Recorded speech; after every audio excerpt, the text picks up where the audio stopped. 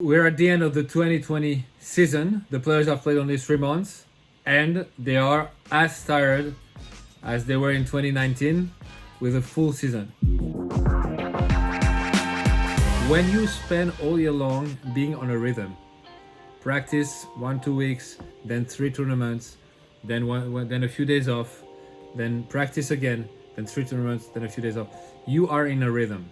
They haven't had that rhythm for 7 months, 8 months.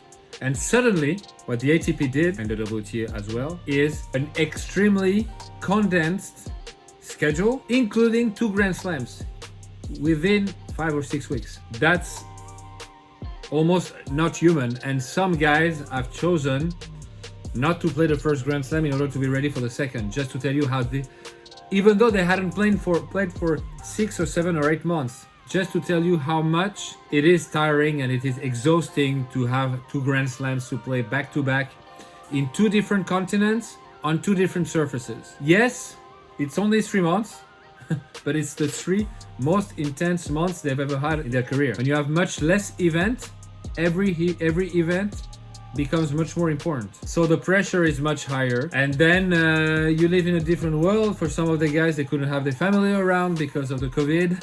Family stayed at home, so extra stress. Those tests every day, every 2 days, every 3 days. Some of them are very scared to be tested positive because this would mean no tournament, and especially during the Grand Slams. I think the players are also getting used to it now. What is also difficult is to make a good schedule, because for the moment, the ATP and the WTA have released the calendar for January. And even January is not sure yet.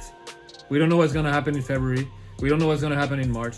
So we don't know how many tournaments will take place and which ones. We don't know yet. So we live in a world where we can't plan anymore. And that's a difficulty, but again, let's look at the glass half full. And let's be happy that we probably will have many more tournaments than last year, and probably competition all year long, even though it's not the typical ATP and WTA calendar.